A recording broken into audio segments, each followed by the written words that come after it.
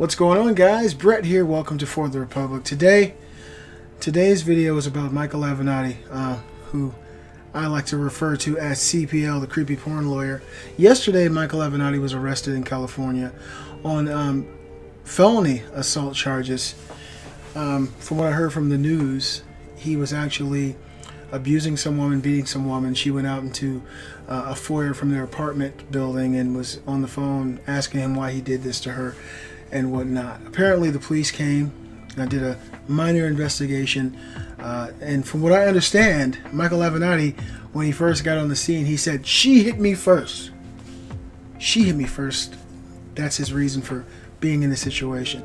To make a long story short, Michael Avenatti went to jail, had to pay, I think, a $50,000 bond to get out of jail.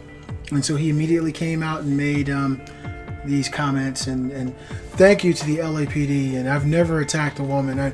I've never beat her. I have 2 daughters. All this junk he was saying. It really struck me as odd. And I don't wish ill will on anybody. But to me, Michael Avenatti, he's a parasite. He's a predator on our society.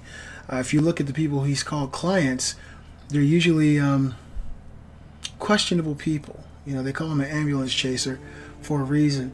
He brought us the porn star Stormy Daniels, who claims that President Trump, he probably did have an affair with her, and that she signed an NDA, non-disclosure agreement, to never speak of this again. She tried to sue Donald Trump for that NDA agreement and sue Michael Cohen. He later brought us the fantastic Julie Swetnick, the girl who was in college during Brett Kavanaugh's high school years, but who consistently went back to Brett Kavanaugh and these parties they would go to where there would be boys lined up outside in the hallway waiting to go into rooms and rape and assault these girls who were heavily inebriated on things like roofies and stuff that she was talking about, green punch. Total insanity. Under investigation by Chuck Grassley and the Senate committee, they actually have a FBI inquiry into her and Avenatti because of their questionable activities. But now, Michael Avenatti beating up women. It's something I can't say that I've ever done. But he beats on a woman, then he comes back and says, "She hit me first." Then he comes back to the public and says, "I never did it." So one of these stories isn't true. His estranged wife, who this woman wasn't, did come out on the record and say she doesn't think he did it. But, you know, things happen. To me, it's just really funny when you think about the Donald Trump curse. Donald Trump is doing his best, I believe, for our country to make this country exceedingly great. He has implemented so many new policies that are pro-America, pro-job, pro-manufacturing. You know, look at the economy. Look at how people feel. I own a business. But there's like a Trump curse. Everybody who tries Trump gets demolished. Ruth Bader Ginsburg is another great example of the Supreme Court justice who was talking smack about Donald Trump before he became president, later to apologize and now fall and crack 3 ribs. She's in her mid-80s. I would say that her job is probably her clock is about run over when it comes to the Supreme Court justice nomination, which is a good thing because Donald Trump can put another conservative judge. But it's like the Donald Trump curse. Don't try Donald Trump. Donald Trump has more fight than any of these people, including this complete bonehead Michael Avenatti. What has happened to the Democrat Party where they've gone so left that socialism is a viable solution? They've gone so left that they want to get rid of ICE and our Border Protection Agency. They've gone so left they don't even want borders. They've gone so left that Michael Avenatti became a viable 2020 presidential candidate. 5 years ago, this would have been the funniest thing in the world to hear. No one would have ever believed in 2008 when Barack Obama was, winning presidency, that someone like Avenatti would be a real, tangible, potential future candidate. But look what's happened to the Democrat Party. And the scary thing is, people who used to be middle of the road and people who just used to identify with democratic ideals have moved over to the left too. So it's really scary. But now Michael Avenatti, like his former client Stormy Daniels, has been hit by the Trump curse. It's over, Mikey. It's over. Basta.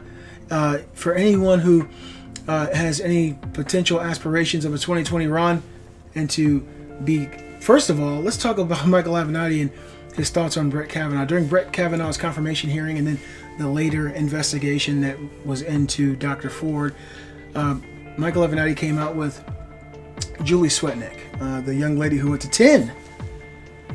It's insane. 10 of these sex parties where girls are getting drugged and she ended up getting raped. And then she walked back her story when she's on the news. Complete bogus, completely made up crap. But let's look at what's going on here. Stormy Daniels, Michael Avenatti's first client, ends up having to pay Donald Trump's legal fees, over $300K. I believe her book that she wrote, the contract that she got was for about $500,000. So when you take out everything that comes out of that money, and she has to pay over $300,000 to Donald Trump for his legal fees because she didn't agree with what he said on Twitter, her money's gone. It's pretty much over. I haven't seen her in the news since this judge decreed that she would have to pay Donald Trump's legal fees. I haven't heard her say a thing. She's probably in a strip club right now as we speak, shaking that ridiculously nasty looking body, and people are throwing dollars at her. That's probably what's happening. But she's a part of the curse. Ruth Bader Ginsburg's part of the curse. Falling, cracking 3 ribs in her office. I don't wish ill will or pain on, especially someone who's older. You know, they deserve our respect. But it's just phenomenal to me to see that out of all these decades, all these years of her life, nothing like this ever happened until she started to vocalize her disdain for Donald Trump. She falls, cracks it up, and now we have Michael Avenatti, who has fallen victim to the curse too. One of Trump's most vocal opponents. This guy says we hit him back. He's just, a big tough guy. And now it's pretty much it's curtains for Michael Avenatti. But let's look at the parallels between the way Michael Avenatti saw Brett Kavanaugh and his investigation into Dr. Ford and this situation here. When Brett Kavanaugh was defending himself, talking about his daughter, asking him and his wife to pray for Dr. Ford, when there was no evidence at all, no police report, no corroborating witness that anything like this had ever happened to Brett Kavanaugh, Michael Avenatti was first out there to say, these women should be believed. I have a new client who is 100% credible, and when she comes out with her story, she is to be believed. Women need to be believed. I don't believe that a person's sex determines whether or not they are more trustworthy or honest. People lie, and I think Julie Swetnick and I think Dr. Ford and Ms. Ramirez all were liars. There was no evidence to ever substantiate or back up their claims. But yet and still, Michael Avenatti was 100% in the camp of crucifying Brett Kavanaugh. This man should not be allowed to have a lifetime appointment in the Supreme Court. These people are telling the truth. Totally not telling the truth. Every week, it's like Avenatti's credibility. To me, his credibility is about 12 feet under the ground. It's been that way for a long time since he came out with this he was the moral voice for people on the left, while he's defending some woman who does unspeakable acts on camera for money and pretending to be some kind of saint. And then you see Democrats saying, "Oh, Michael, you are the savior. You're so strong. Thank you." What happened to the Democrat Party? That's my big question. But he got hit with this curse. Stormy Daniels got hit with the curse. Ruth Bader Ginsburg got hit with the curse. Everybody who seems to be going after Trump gets hit with the curse. Michael Cohen hit with the curse. If you come out about Donald Trump being some kind of bad president or doing things that are anti-productive to the American people, you end up getting worked. But Michael Avenatti did invoke his 2 daughters. I have 2 daughters, and I would never put my hands on a woman to disrespect my daughters. It doesn't work that way. You don't think about your children when you're in hostile situations. You should just think in general and not think about the sex of a person or your children. You should think, this is probably not the right thing to do. Fighting some chick, you're a big guy. Women are not nearly as powerful and massive as we are, so it's a very unfair situation. The police said that this woman had visible markings. Her face was swollen. She was holding her eyes when people came out and heard her screaming, "I can't believe you did this to me."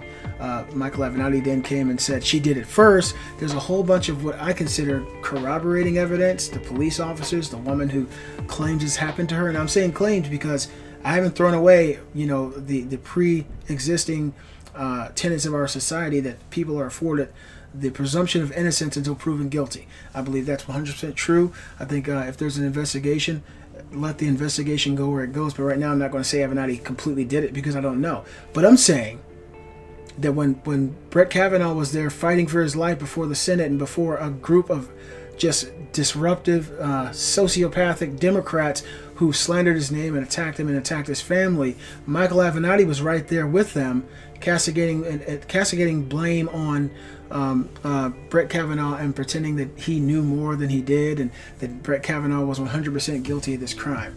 You did the same thing Brett Kavanaugh did, but the only difference between you and Brett Kavanaugh, there is a police report.